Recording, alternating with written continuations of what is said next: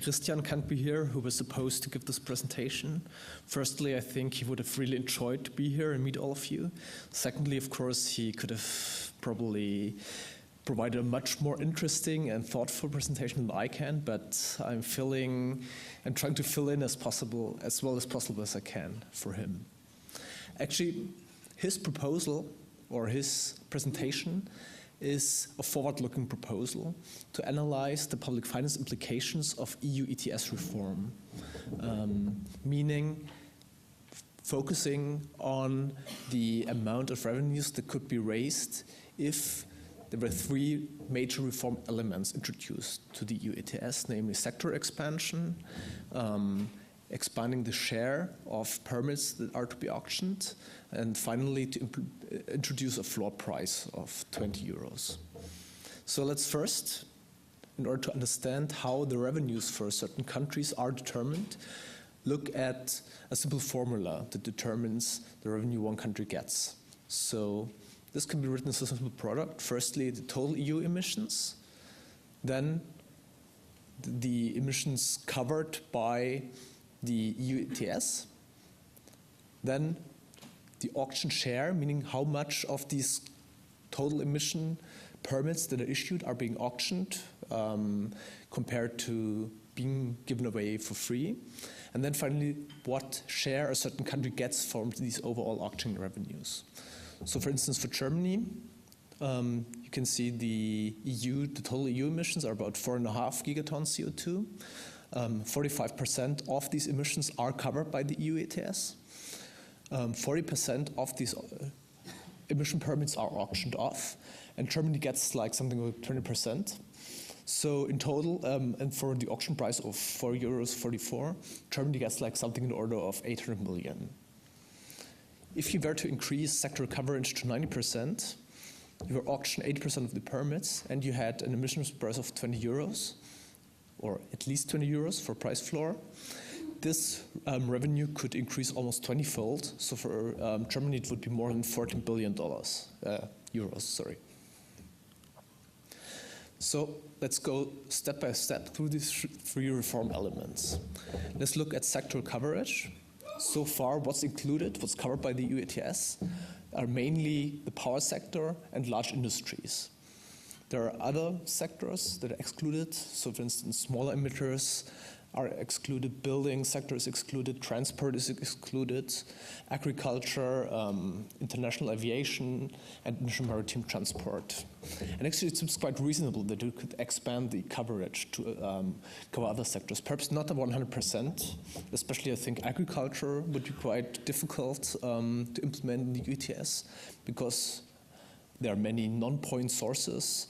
It's quite hard to actually monitor these emissions, but having coverage of about 90% might definitely be feasible. Secondly, the share of permits to be auctioned. Historically, the share of auction permit has been quite low. Most permits in the past have been given away for free, for instance, for some kind of grandfathering mechanism, mostly to compensate energy-intensive industries and to address competitiveness and leakage concerns. This share has actually risen quite dramatically in the last year. So in 2013, about 40% of total permits have been auctioned. And one could imagine that this share is supposed to increase in the future, and one could imagine to arrive at auctioning of about 80%. Of course, you would always have to keep some permits to give away for free to also address leakage concerns. So, for instance, there's one estimate by Larry Goldor for the US of about 40%, and we heard yesterday that now it would be 8.5%, if I got this right, which would be sufficient to compensate the losses. I don't know comparable figures for the EU, but I guess if you allocate 200% for free, you should be on the safe side that you actually can compensate the losing industries. Then, the question is, how do you actually distribute the auction revenues? This graph here shows the proportion, how these total revenues are distributed. So mostly, of course, the bigger emitters like Germany, Poland, UK, Italy, Spain, and so on, get the most of the revenues. And actually, this scheme is based on a grandfathering scheme relative to historical emissions in the period 2005 to 2007, but there's some adjustment mechanism, namely that 12% of the auction allowances are redistributed in order to address some political concerns. So as you can see, the more than proportional allocation is given to mostly new accession countries in Eastern Europe, to the detriment of, like, especially UK, Germany, and France. So actually this would be the lever you could employ to address political concerns if you were to impose a ETS reform, that you could actually tweak this share of redistribution in order to get a consensus on the reformed EU ETS. Then, of course, there's a price issue. What Christian had in mind when talking about a 20 euro floor price, well, that's like the order of magnitude that's often been discussed, because it seems from many studies on the social cost of carbon like something that emerges quite naturally. And also this could be backed up by modeling calculations. On the right-hand panel, you see simulations for the EMF 28 on the carbon price for different models.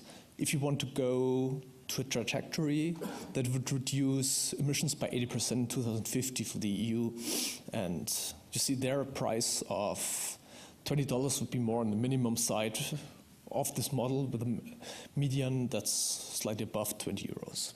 And the good thing about this is not only having a higher price in the future, but also this would of course lead to a price increase right now. And as you know, many people are worried about this drastic decrease, this drastic drop in prices that we have recently observed, and also the high volatility, because it creates a lot of uncertainty for investment, and it creates not enough incentive to invest in new technologies, in development of and diffusion of technologies. And of course, if you would expect a higher price in the future, if you expect $20 in 2020, the price would already rise now, because people would just buy certificates, and if you have banking and borrowing, they would keep them in order to sell them at a later period. So in total, what the EU countries got from auctioning EU ETS permits in 2013 was about $3.5 billion. If you impose the price of 20 euro, I always say dollars, euros of course. If you impose a price of $20 euros, too many Americans here. If you auction 80% of those permits, and if you cover 9% of the sectors, this revenues would rise to about $64 billion, so 18-fold. The last minutes of this talk I would like to spend on looking how the budgets, how the revenues from emission pricing are used so far, and what actually it would mean to impose the proposed reforms on different countries. So we have selected case studies in Germany, UK, Poland, and Greece. In order to get an overview of accurate spending, it's not so easy to actually know where the money from auctioning ETS permits is going to. There are reporting requirements, and the data will get better in the future. So far, we know that at least 25% of the auction revenues are going to general budgets, 29% go to domestic mitigation adaptation, and about 5% to international mitigation adaptation efforts. And of 41%, we don't know where this money is going. And also it should be said that at least half of these revenues are supposed to be spent on climate measures, mitigation adaptation. So let's see what these countries are doing. UK is receiving about 400 million right now that all go to the general budget, which accounts for about 0.1% of the UK budget. If the UK were to introduce the proposed reforms, this would rise to 7.4 billion euros and account for 0.9% of the UK budget. For Poland, Poland doesn't actually spend the whole revenue. It doesn't actually take the whole revenue, but uses only 55% of it. And the other 45% are allocated to emission-intensive industries free of charge as some kind of additional allocation, free allocation. And so far, Poland receives 200 million euros from the auction of emission permits. With the proposed reforms, this would rise to 8 billion, which would then account for 9% of Poland's budget. Germany is an interesting case in point. Germany receives 800 million, and they spend more than what they receive on mitigation adaptation. The reason for this is that they had budgeted for a carbon price of 10 euros. So they spent 1,400 million euros, which are earmarked for different things like international climate finance, energy efficiency programs, building efficiency, and so on. So about 600 million euros have to come from the general budget, which is channeled to the KfW. And if Germany were to introduce the reform, they would receive about 14 billion euros, which would then almost amount to 4% of Germany's budget. And finally, Greece receives about 150 million, which account for 0.2% of the budget. And with the EU ETS reform, this will almost rise by 3%. So Greece could actually receive 3.4% of the budget from imposing a higher carbon price, covering more sectors, and auctioning more of the permits on the European scale, which would of course help to meet some of the shortfall of the budget deficit. So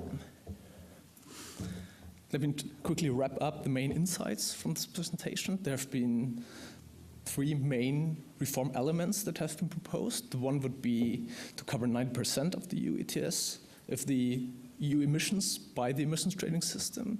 Secondly, to auction 80% of these emission permits. And thirdly, to impose a minimum of floor price of 20 euros. This would increase the revenues from carbon pricing almost 20-fold, so 18-fold to be correct. Of course, this would create political resistance by interest groups, by lobbies. So on the one hand, you have the lever of, you still have 20% of emission permits left that you can freely distribute. And the other thing, which we have not looked so much in detail here, is to really emphasize what this money can be used for. So especially in times of financial crisis, countries that are being hit by huge budget deficits, by skyrocketing debts, could actually make good use of the money to pay back some of the debt. On the other hand, you could also use it to invest in infrastructure and use some stimulus packages. So political support for these reforms could not only be garnered by looking at the revenue side, but also on the spending side, what you could actually do with this money. Yeah, that's it. Thanks.